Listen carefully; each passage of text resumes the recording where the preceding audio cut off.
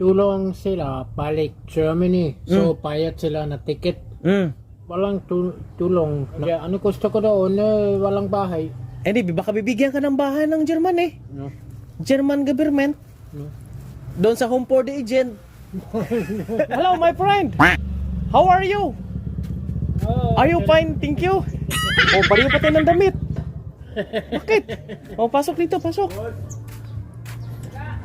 Get inside. I cannot open my cell phone. Why? Ah, lubat. Oh, Oh, so, sa lo. Why you pugi-pugi? Kumain ka na? wala. Wala pa. Len, kaya ko tinapay, Len. Saka Coke, Len.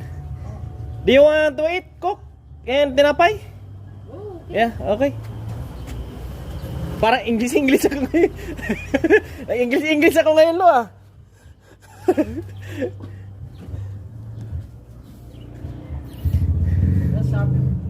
Sabi mo punta mo dito kung Kahapon yun. Oh, sa Kay- umaga. kain ka muna. Saan ka galing ba? Sa Naglakad ka lang? oh, Oh. Akala ko galing ka lang ng Germany. walang Germany. Walang Germany? Ano gusto ko doon? Ah. Wala na bahay. Bakit ang pugi mo na ngayon? Oh, Pugi. Mahaba na mahaba. Bakit mainit na mainit. bakit hindi mo pinagupitan? Doon kay bro Rex. Budget? Sabihin mo lang ako magbabayad. Okay. I think it's 40 pesos. Something. 40 Oh. or 50. Ilang linggo kitang di nakita. Saan ka nagpunta? Kala ko na Boracay ka na naman. No? Magpagupit ka palagi para always young like me. Walang problema. Anong nakikita mo sa akin? Brown eyes. Anong gusto mong trabaho palalo? Driving. Driving? Helicopter? Helicopter. Walang lisensya. No license? Airplane? Hindi ako pilot. Mayroon akong tinutulungan doon. Isang very beautiful lady. Nawala sa kanyang sarili. Minsan Walang sarili. minsan hindi Mamatay siya. minsan hindi magsalita kasi medyo may traumatic Okay. nararamdaman. Ngayon 4 months ko nang dinadala sa doktor sa inubaan. Pinapagamot ko. Ngayon nagsalita na siya. Oh. Unti-unti na siyang gumagaling. Ngayon ang maganda, pagwapuhan kita. Tapos dalhin kita doon para yung isip niya bumalik sa normal. Baka makakita siya ng foreigner na pogi. Bumalik yung kanyang magandang kaisipan. Yeah, Gusto mo? wala. Pero ano mo lang yung i-ano mo lang siya, i-joke mo lang siya ba? Okay. Huwag mo seryosohin. Pero kung ma-inlove ka sa kanya, serious. Pwede naman. No, mas importante na driving kasi Mag-drive ka talaga? oh, Yan, man. kasi sayang na lisensya 10 years. Oo nga, 10 years ng license mo, no? Oh. Ang problema naman kasi, mahirap ngayon maghanap ng mga pwedeng mapasukan o pwedeng mag-drive. Tanong ako si Palay. Si Palay, anong sabi doon? Walang available oo. unit. Oo na, yun nga yung mahirap, walang unit mga available. Kasi marami din naghanap ng So, trabaho. Dahil walang problema sa edad. Di ba yung kaibigan mo, bibili kayo ng unit? Hindi. Hindi natuloy yun? Kasi hindi niya alam magkano lahat na certification, lahat na papel Kasama unit. kasama unit. So kung ngayon alam ko kasi mag-uusap ako. Magkano daw? NBI, Lahat-lahat. Lahat. Oh. Lahat. Pati unit. 1.3. Unit pa lang yan. Hindi. Ang mahal ng van ha? No. Ano, second hand? Second hand. Ayon taga 500,000. No. Mga Almost 150,000, 300,000. What? 250. 250,000? Oh. Oh, what kind of van? That's a van. Van kupong-kupong siguro yan. Baka pagka-drive mo tumatakbo. Gumaganon pag tumatakbo. It's a second hand. Ha? Second hand? I guess 6 to 8 years old. Medyo maintenance niya malaki na lo. May Pwede- nakausap akong tulad po ninyo, German. German? Oh, German din. Pero nagbabakasyon lang sa dito. Ah, Bro, babalik din sa doon sa sa inyo. Germany. O Germany. Ang sabi niya, wala namang problema sa doon daw sa bansa kasi ang Germany tumutulong nga dito sa Pilipinas, sa bansa ng Pilipinas, how much more sa kababayan nila. Tutulungan ka rin daw nila. Hindi. Tulong sila balik Germany. So, bayad sila na ticket. Mm. So, walang tulong. Pagdating daw doon, Walang tulong ng so nakatira mo dito, hindi sila wala tulong. Pag dito ka titira. oh Pag doon ka titira sa Germany, may tulong sila. Maganda doon. ano gusto ko doon, walang bahay. Di baka bibigyan ka ng bahay ng Germany. No. German government. No. Doon sa home for the agent. Ayaw mo? Sa bahay ng mga senior? Ayaw mo doon?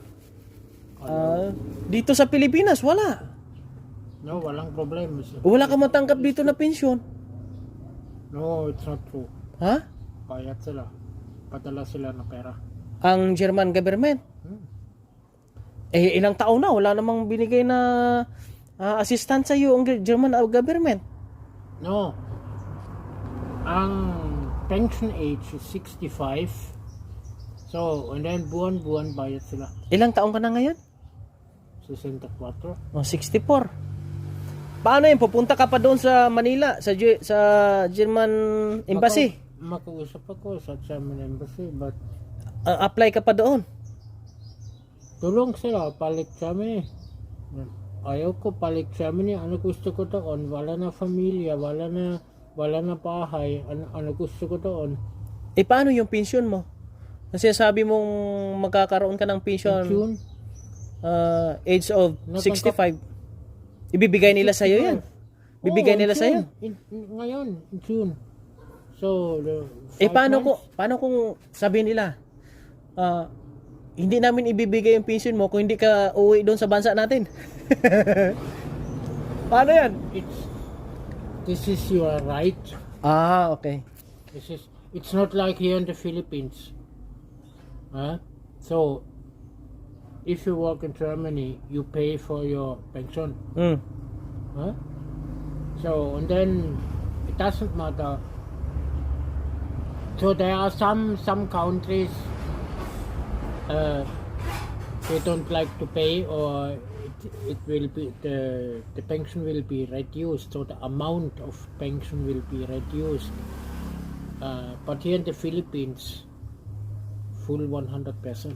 Hintayin mo na lang ang pension mo. In Germany, the only one way I know, via RIA Bank. RIA Bank? But I don't know if I can get an account sa RIA Bank. This I don't know yet. Dumating man yung yung pension mo, In June? siguro akin naman. Friendly advice lang naman para hindi ka maging kawawa ba. No, pag may pera ka na. Dahil you see, dahan-dahan. you see, you need to see The first thing is sa akin, business. So, my business, walang babae, walang babae. So, business first. And pagkatapos ng business, ang business sa akong pangalan. Hindi ang pangalan ng babae. So, ang babae, ayaw ko ng babae. Need mong mag-save talaga para sa sarili mo sa medication mo kasi hindi ka naman tumatanda. Hindi tumatanda. Hindi Hindi na bumabata, tumatanda ikaw. Kaya need mo ng may financial ka na magagamit in case kung ano man. Yan yung taas na income sa driving. Walang problem. Hindi, ibig sabihin kapag mayroon kang pensyon, unti-unti ka na mag-ipon na para din sa sarili mo. Bukod yung sa business, bukod yung sa babae, o bukod yung sa ano. Diba? Para hindi ka mahirapan. Kung dito ka naman talaga sa Pilipinas, kasi mahirap kapag wala kang ganyan lo. Dito sa Pilipinas, wala. Kaunti lang kaibigan mo. Naniniwala ka. Pag wala kang ganyan, kaunti lang kaibigan mo. Pero pag marami kang ganyan, marami kang kaibigan, lalapit sa'yo. Ngayon, konti na lang, no? Ang mga kaibigan, so, mahirap hanapin kasi yan eh. Mahirap hanapin. Malaking diferensya na kaibigan, kaibigan. Iba yung kaibigan. Tayong dalawa. Ang gustong kaibigan. Kaibigan. Tayong dalawa, kaibigan. Hindi kaibigan. Kasi ang kaibigan, babae yon, tsaka lalaki. Hindi kaya... Kuldi ko. Pwede puro lalaki.